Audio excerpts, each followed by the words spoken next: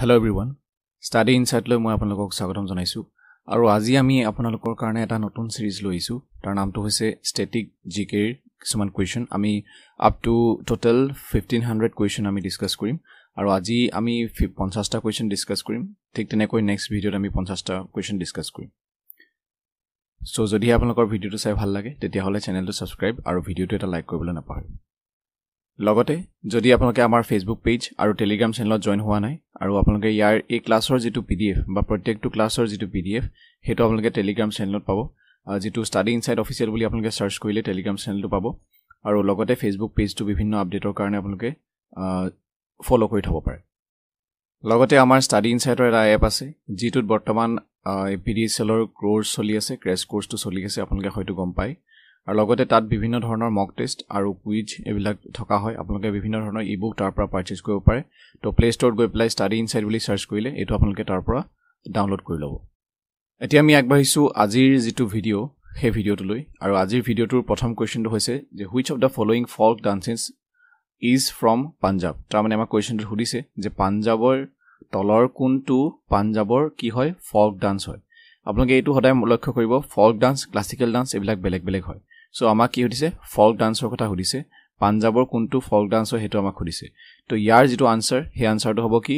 আনসাৰটো হ'ব option number B যেটো কি হয় গিধা বুলি কয় সো বাকিটা অপচন যদি আমি চাও বাগুৰুম্বা এটো আপোনালোকে শুনিছে বাগুৰুম্বা ডান্সটো কৰ হয় বড়ো সকলৰ হয় বড়ো যেটো কমিউনিটি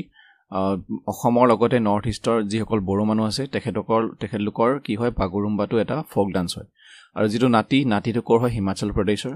আৰু যেটো লেজিম ডান্সটো কৰ হয় মহাৰাষ্ট্ৰ সো এটা আপোনালোকে মন ৰাখিব আৰু ইয়াৰ আনসাৰটো হৈছে আপোনালোকক কৈছো আনসাৰ বি গিধা so next question classical musician TR. Mahalingam so এজন টি.আৰ. মহালিংগম এজন ইণ্ডিয়াৰ এজন ফেমাস এক্টৰ আছিল মিউজিশিয়ান আছিল মিউজিক কম্পোজাৰ আছিল তেখেত so is associated with which musical instrument তাৰ মানে এই যিজন ব্যক্তি TR. Mahalingam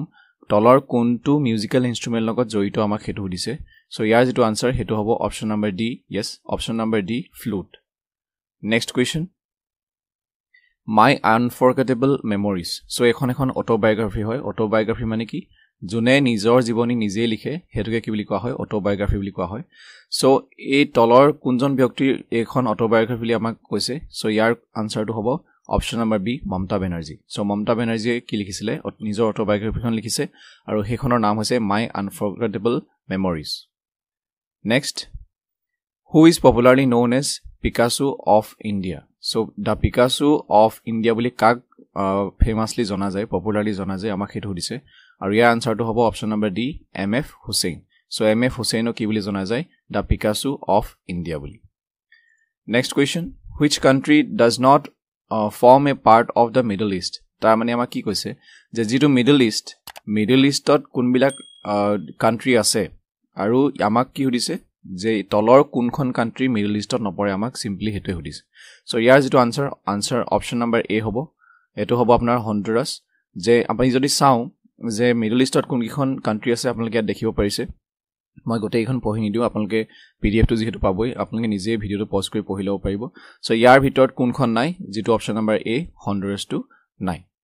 next question which one of these is a harvest festival তাৰ মানে আমাক কি কৈছে যে তলৰ কোনটো এটা কি হয় harvest festival মানে কি যেতিয়া কোনোবা এটা শস্য খেতি কৰা হয় আৰু শস্যটো যেতিয়া আমাৰ ডাঙৰ দীঘল হয় শস্যটো আমি যেতিয়া কি কৰো চপাই আনো মানে শস্য যেতিয়া কাটিব পৰা হয় বা ধানে হওক বা ঘেঁহুৱে হওক বা যিয়ে হওক সো হেতু আমি কি কৰো আমি ভগৱানৰ কাৰণে বা কোনোবা দেৱতাৰ কাৰণে যেতিয়া আমি কি কৰো পূজা দিও যে মানে তেওঁক আমি ধন্যবাদ জ্ঞাপন কৰো যে ভালদৰে শস্যখিনি কি হল উৎপাদন হল সো সেই যেটো ফেষ্টিভেল আমি কৰো হেতুকে ফেষ্টিভেল কি বুলি কোৱা হয় হাৰভেষ্ট ফেষ্টিভেল বুলি কোৱা হয় এতিয়া তলৰ কোনটো হাৰভেষ্ট ফেষ্টিভেল কৈছে আমি জানো যে জন্মাষ্টমী নহয় দীপাৱলীটো হাৰভেষ্ট ফেষ্টিভেল নহয় তীজটো নহয় সো ইয়াৰ ভিতৰত কোনটো হ'ব ওনামটো হ'ব আৰু ওনামটো কৰ হয় ওনামটো হয় আপোনালোকৰ কেৰেলাৰ হয় ওনামটো কৰ হয় ওনামটো হয় আপোনালোকৰ কেৰেলাৰ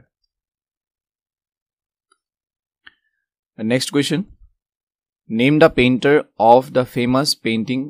Mahishasura যে এখন পেইন্টিং আছে Mahishasura বুলি আমি পেইন্টিংখনৰ বিষয়ে অলপ জানি লওঁ যে যিখন পেইন্টিং আছে Mahishasura হেখনৰ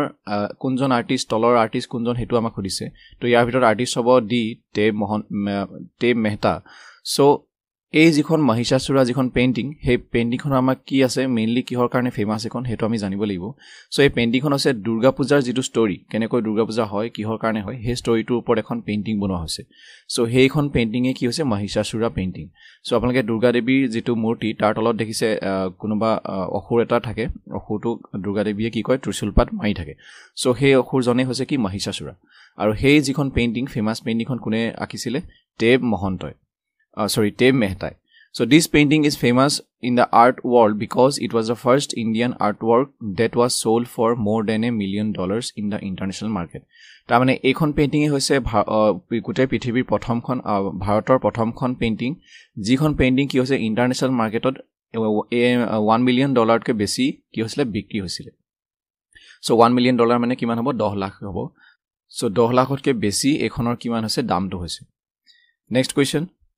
R.K. Narayan is a famous for his book. এটো আপোনালোকে কোৱেশ্চনটো সদায় দেখি আহিছে বিভিন্ন ধৰণৰ এক্সামত এটো সোধে যে R.K. Narayan এখন ফেমাস বুক হৈছে কি মালগুডি ডেইজ সো এইখনৰ অপচন নাম্বাৰ কি হ'ব সি টো আমাৰ কাৰেক্ট আনসাৰ এখন আপোনালোকে দেখিব পাৰিছে এখন হৈছে তেওঁলোকৰ যিখন মালগুডি ডেইজ তাৰ কভাৰ পিকচাৰখন next who was the first governor of the Reserve Bank of India যে তলৰ কোনজন Reserve Bank of India first governor আমাক হেতু দিছে সো ইয়াৰ আনসাৰটো হ'ব option number B sir Osborne A Smith কি হৈছে তেওঁ first governor reserve bank of ইণ্ডিয়াৰ নেক্সট কি কৈছে relocation of endangered of rare species from their natural habitat তাৰ মানে ৰিলোকেশ্যন মানে কি ৰিলোকেট কৰা কোনোবা এখন ঠাইৰ পৰা বেলেগ এডোখৰ ঠাইলৈ নিয়া to protected areas equipped for their protection and preservation is call তাৰ মানে আমাক কি কৈছে যে কিছুমান ৰেয়াৰ স্পেচিছ আছে জংগলত বা অভয়াৰণ্য থাকিব পাৰে বা বিভিন্ন ধৰণৰ জেগাত থাকিব পাৰে ৰেয়াৰ স্পেচিছ জীৱ-জন্তুই হওক পশু-পক্ষীয়ে হওক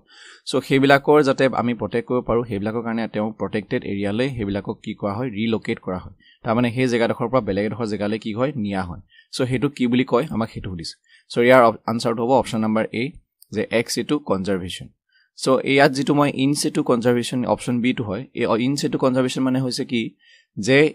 ৰিলোকেট নকৰা তাৰ মানে ৰিলোকেট নকৰাকে যিডোখৰ জেগাত হেই জীৱ-জন্তুবিলাক আছে সেইডোখৰ জেগাতে তেওঁলোক মানে সেইবিলাকক কনজাৰভেশ্যন কৰাটোৱে হৈছে কি এক ইন সিটু কনজাৰভেশ্যন সো ইয়াত কি কৰিছে ৰিলোকেশ্যন কৰিছে কিন্তু এটো ৰিলোকেশ্যন নকৰে so option number A to ইয়াৰ correct answer next question whose autobiography is life on my terms তাৰ মানে তলৰ কোনজনৰ অটোবায়োগ্ৰাফি মানে অলৰেডি মই কৈছিলো যে তলৰ কোনজনৰ অটোবায়োগ্ৰাফি নামটো হৈছে কি life on my terms so ইয়াৰ অপচন আনসাৰটো হ'ব option number A Sharad Pawar এখন বহুত ফেমাস কিতাপ হয় Sharad Pawar next question where did the chipko movement began সো চিপকো মুভমেন্ট চিপকো আন্দোলন বুলি কয় যে এটো চিপকো আন্দোলনটো কোড হৈছিলে এটো হৈছিলে আপোনালোকৰ কোড হৈছিলে অপচন নাম্বাৰ এ উত্তৰাখণ্ডত হৈছিলে আৰু চিপকো মুভমেন্ট মানে হৈছে কি মই ইয়াত স্মল ডিটেইলছ এটা দিবলৈ চেষ্টা কৰিছো সো আপোনালোকে পঢ়িলে হয়তো গম পাব এটো ষ্টাৰ্ট হৈছিলে 1973 তাৰ মানে কি হৈছিলে বিভিন্ন গছ-গছনি কাটি পেলোৱা হৈছিলে সো তাৰ কি কৰিলে সেই গাঁওখনৰ উত্তৰাখণ্ডৰ কোনবা এখন গাঁও আছিলে সো সেই গাঁওখনৰ মহিলাসকলে আৰু সৰু ল'ৰা-ছোৱালীবিলাকে কি কৰিলে এনেকৈ গছজোপা এনেকৈ লাগি থাকে যাতে গছজোপা কাটিব নোৱাৰে গছজোপা কাটিব আহিলে তেওঁলোকে ইয়াত গছজোপা লাগি থাকে হেতুকে কি বুলি কোৱা হয় চিপকো বুলি কোৱা হয় সো ইয়াত মই লিখিছো আপোনালোকে এটো পঢ়িলে মানে গম পাব এটো ষ্টাৰ্ট হৈছিলে 1973 next what do you understand by pravasi bharatiya divas when was it started to pravasi bharatiya divas মানে আপোনালোকে হয়তো শুনিছে যে এটো কি বুলি কোৱা আমি NRI ডে বুলি কওঁ NRI ডে বুলি আমি কওঁ এটো আপোনালোকে শুনিছে আৰু এই ডেটো কেতিয়া সেলিব্ৰেট কৰা হয় এই ডেটো আপোনালোকৰ সেলিব্ৰেট কৰা হয় 9 জানুৱাৰী তাৰিখে সো অপচন নাম্বাৰ সি আছে যে 9 জানুৱাৰী 1915 ৰ পৰা এটো ষ্টাৰ্ট হৈছে এতিয়া 9 জানুৱাৰী 1915 ত কিয় আমি প্ৰবাসী ভাৰতীয় দিৱস আমি পালন কৰো কাৰণ মহাত্মা গান্ধী কোত আছিল সাউথ আফ্ৰিকাত আছিল তেওঁ সাউথ আফ্ৰিকাত বিভিন্ন ধৰণৰ কাম কৰিছিল কিন্তু তেওঁ যেতিয়া ভাৰতলৈ ঘূৰি আহিছিল একেবাৰে তো সেই দিনটোকে আমি কি কৰো প্ৰবাসী ভাৰতীয় দিৱস হিচাপে অৰ্থাৎ NRI ডে হিচাপে আমি কি কৰো সেলিব্ৰেট কৰো তেওঁ একেবাৰে ভাৰতলৈ আহিছিল কেতিয়া 9 জানুৱাৰী 1915 next question real currency belongs to which country যেটো ৰিয়েল কাৰেন্সি হেতু কোনখন কান্ট্ৰি হয় আমাক হেতু দিছে এটো অপচন কি হ'ব অপচন সি ব্ৰাজিলৰ কাৰেন্সি হৈছে কি ৰিয়েল এতিয়া আমি বাকি কিটা চাই লওঁ যে চাইনাৰ যেটো কাৰেন্সি হৈছে হেতু হৈছে কি ৰেনমিনবি এটো সদায় মন ৰাখিব এইকিটা বহুত ইম্পৰ্টেন্ট কাৰেন্সি ক্যাপিটাল বহুত ইম্পৰ্টেন্ট কান্ট্ৰি বিলাকৰ কিউবাৰ যেটো কাৰেন্সি হৈছে এটো কিউবান পেসো আৰু যেটো গাম্বিয়াৰ কাৰেন্সি হৈছে Gambian dalasi next question which Indian city is known as the city of pearls যে ভাৰতৰ কোনখন নগৰক কি বুলি কোৱা হয় দা সিটি অফ পাৰ্লছ বুলি কোৱা হয় পাৰ্ল মানে কি মুকুতা গম পাইছে মণি মুকুতা as once it was the only globe center of large diamonds and natural pearls made so এই জায়গাডোখৰত জুইখন সিটিৰ কথা কৈছে হে সিটিখনত কি এসময়ত কি আছিল এখন গ্লোবাল সেন্টাৰ তাৰ মানে ইন্টাৰনেশনালি কি আছিল তাত বহুত ডাঙৰ ডাঙৰ লাৰ্জ এমাউন্ট অফ ডায়মণ্ডছ পোৱা গৈছিল মণি মুকুতা পোৱা গৈছিল সো হে জায়গাডোখৰ হৈছে কি Hyderabad option number A Hyderabad next question euro is the currency of এটা ইউৰো কাৰেন্সি কোৰ হ'ব অপশন নম্বৰ সি এটো আপোনালোকে গম পাইছে যে ইউৰো জোন তাৰ মানে কি ইউৰো জোনত যিবিলাক কান্ট্ৰি আছে সেই সকলোবিলাক কান্ট্ৰিৰ কি হৈছে কাৰেন্সিটো কি হৈছে ইউৰো সো মই কেটামান এক্সাম্পল দিব বিচাৰিছো ইউৰো জোনত সাপোজ আয়াৰল্যান্ড আছে জাৰ্মানী আছে ফিনল্যান্ড আছে আৰু কিছুমান দেশ আছে সো এই কিখন দেশৰ সদায় কাৰেন্সিটো কি হ'ব ইউৰো হ'ব সেই কাৰণে কি কৈছে euro is a currency of so বাকিখন কান্ট্ৰি আমি কাৰেন্সিটো চাই লওঁ ইউনাইটেড কিংডমৰ কাৰেন্সি হৈছে পাউণ্ড ষ্টাৰ্লিং স্ৱেডেনৰ হৈছে স্ৱেডিছ ক্ৰোনা আৰু ডেনমাৰ্কৰ হৈছে Danish krone next national good governance day এটা আপোনালোকে হয়তো শুনিছে বা কাৰেন্ট এফেয়াৰ্ছ আপোনালোকে পাব পাৰে নেশনেল গুড গভৰ্নেন্স ডে ইণ্ডিয়াৰ ভিতৰত কোড অবজাৰ্ভ কৰা হয় কোনটো ডেটত অবজাৰ্ভ কৰা হয় সো এটো হৈছে কেতিয়া যে ডিসেম্বৰ 25ত option number B to correct answer next question rupee sign is তাৰমানে যেটো ৰূপী সাইন আমাৰ যেটো ৰূপী সাইন আপোনালোকে দেখিছে এটো আমাৰ ৰূপী সাইনটো কেনেকুৱা এনেকুৱা ইণ্ডিয়ান ৰূপী সো এই সাইনটো কেনেকৈ বনোৱা হৈছে কোৰ পৰা লৈ বনোৱা হৈছে এটো হৈছে option number answer option number D আৰু ইয়াৰ কি হৈছে a combination of Roman and Devanagari letters so কি বুলি কোৱা হৈছে ৰোমানৰ পৰা আৰু দেৱানাগৰী লেটাৰ্ছৰ কম্বাইন কৰি পেলাই এই সিম্বলটো বনোৱা হৈছে next question Thomas cup belongs to which sport এটা থমাস কাপ বুলি এটা কাপ আছে আৰু সেই কাপটো কোনটো খেলত দিয়া হয় সো ইয়াৰ ভিতৰত আনসাৰটো কি হ'ব অপশন নম্বৰ বি বেডমিণ্টনত সো বেডমিণ্টনত কি দিয়া হয় থমাস কাপ দিয়া হয় এটো মন ৰাখিব সো বিভিন্ন ধৰণৰ কাপ যিবিলাক আছে কোনখন খেলৰ লগত কোনটো কাপ জড়িত এও খুবেই ইম্পৰ্টেন্ট কিন্তু থমাস কাপটো আহি থাকে আপোনালোকৰ ৰিসেন্টলি বা বিভিন্ন ধৰণৰ এক্সামত সো লগতে আৰু কোনটো খেলৰ লগত কোনটো টাৰ্ম জড়িত যেনেকৈ স্মেশ শব্দটো কোনটোখন খেলৰ বেডমিণ্টনৰ লগত জড়িত এটো এইবিলাক আপোনালোকে জনাটো উচিত next question who was the first recipient of Dada Saheb Phalke award দাদা সাহেব ফাল্কে এৱাৰ্ড প্ৰথমতে কোনে লাভ কৰিছিল আৰু ইয়াৰ আনসাৰটো হ'ব অপশন নম্বৰ ডি দেবিকা ৰাণীয়ে কি পাইছিলে দাদা সাহেব ফাল্কে এৱাৰ্ড প্ৰথম পাইছিলে হল next grand slam refers to winning certain major tennis tournaments in a single calendar year the name of the tournaments are তাৰ মানে এটা গ্ৰেণ্ড স্লেম বুলি যেনেকৈ কাপ দিয়া হয় বা কি দিয়া হয় এটা আপোনালোকে থমাস কাপ পালে সো গ্ৰেণ্ড স্লেম বুলি কিছুমান খেলত বা কিছুমান কম্পিটিশনত দিয়া হয় so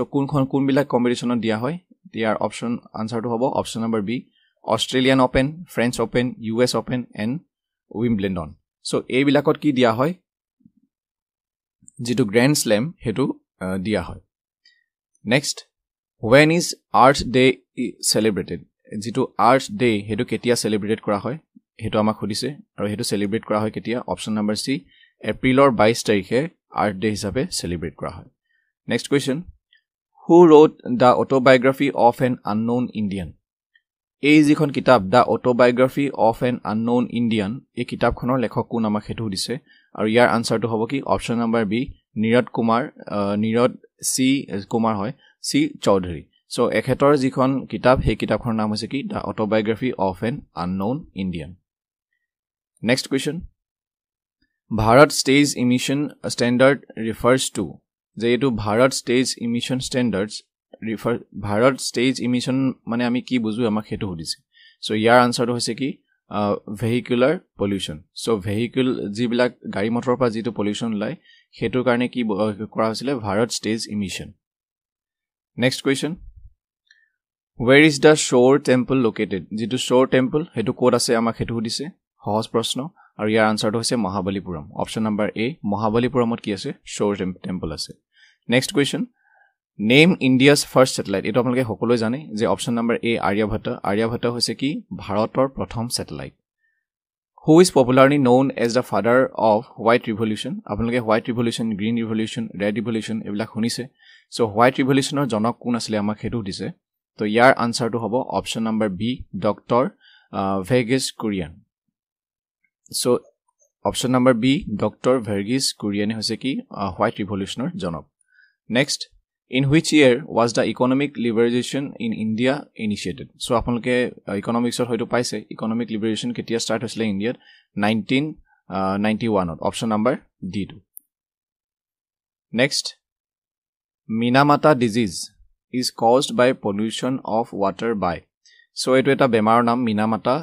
disease etu ki hoy panir pra hoy kintu panit ki thakile pani to kenekoy polluted hole tat panir logot ki miholi hole e bemar to hoy amak hetu dise aru yar answer to hobo option number C mercury.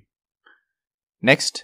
which hazardous substances can cause lung cancer? Tolor kuntue ki koribo pare amak lung cancer koribo pare. So yar jitu answer hetu answer to hose ki option number B asbestos particles. So asbestos particle amak ki create koribo pare lung cancer koribo pare.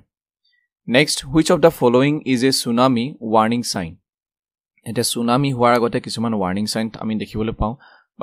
hagorot. So etu ami kun bilak sign hobo option number C water falling back quickly from the beach. Tamane ei jikhon eneke ase dhoilo ekon hagor khon. So ei beachor pra eneke ghuri ahe pani khini to ami jodi ghuri ahe ten tetia ami ki pam warning eta pam je tsunami hobo pare. Next question, Dash was the first female prime minister of Sri Lanka. Sri Lankar prothom female prime minister kun hoy hetu amak hodise option number C je Sirimavo Bandaranaike hoise ki Sri Lankar first female prime minister etu mora khibo female prime minister. Next, Bill Gates co-founded Microsoft Corporation. Jitu Microsoft Corporation apnaloke hunise je apnaloke jitu Microsoft he bostu to Bill Gates aru logot kar logot log lagi bonaisil ketia bonaisil 1975 ot aru yar answer to ki hobo option number D Paul G. Allen. Bill Gates aru Paul G. Allen log lagi pela ki found korisile Microsoft Corporation. Next, the basic concept of Montessori education. Jitu Montessori education tar basic concept to ki amak hetu hodise yar option to hobo ki self discovery through experiment. So option number D to amar correct. Apaloke etu hoyto beleg kiba pohote pao pare je self discovery through experiment. Tam self discovery mane ki nije kiba eta discover kora, experiment mane ki ami kiba porikha nikha kori pela nije discover kora concept hoise ki basic concept to kar hoise Montessori education. Next, who was the first person to walk in space? The space of Antarikshot ki hoise prothomote khoj korha byaktijonor naam to ki aru yar answer to hobo option number C Alexei Leonov. Next, statue of Lord Bahubali, religious guru of Jains. Etu Bahubali apnalokor movie khonor kotha koa nai je ejon Bahubali boli ejon ki asle religious guru asle kor hoy Jains bilakor. De apnaloke jodi history pohise apnaloke gom pabo Buddhism Jainism to tat ejon ki asle Lord Bahubali boli asle aru tar tekhetor eta statue ase is also known by the name of ami he statue to aru eta beleg name jona jay aru hetu hoise option number A statue of Gometosora. Next, the Wellington trophy is associated with which of the following sport? Jitu Wellington trophy hetu kar logot joito kuntu khelor logot joito amak hetu dise aru etu hoise kar logot rowing or logot option number C to hoise correct. E dekhise apnaloke sobikhon rowing buji paise. Banaras Hindu University was founded by. The Banaras Hindu University kune found korisile hetu amak hodise aru yar answer to hobo option number B Madan Mohan Malviya. Eta apnaloke history hoiso paise jitu BHU Banaras Hindu University BHU. Next, NGT stands for jitu NGT yar full form to amak hodise aru yar answer to hobo ki option number D National Green Tribunal. Next, headquarters of NASA. NASA headquarter kota ase apnaloke hoitu hokoloi jane kota ase option number B Washington DC ase. Next, the technology developed to track enemy submarines in World War II was. Je jitu World War II jetia hoisile World War II ki hoisile submarines bur ko thake pani tolot aru enemy submarine jibur thake pani tolot hebur ki koribole hebur track koribole kuntu enemy submarine kot ase hetu ami track koribole ami ki bebohar koru amak hetu dise মানে কি ব্যৱহাৰ আমি কৰিছিলো code কৰিছিলো World War II আৰু ইয়াৰ আনসাৰটো হ'ব সোনাৰ আমি ব্যৱহাৰ কৰিছিলো কোড World War II আৰু এই সোনাৰ যেটো ফুল ফৰ্ম হেতু আমি জনাটো ভাল হ'ব সোনাৰ ফুল ফৰ্মটো হৈছে sound navigation and ranging so eto হৈছে ফুল form car সোনাৰ next question Statue of Liberty is situated in. Aru etlenge gom paise je Statue of Liberty kod ase New York kod ase option number D2 correct answer. Next, Capital of Nagaland is আপোনালোকে হেতু সবে গম পাই সকে নাগালেণ্ডৰ capital কি হয় কোহিমা হয়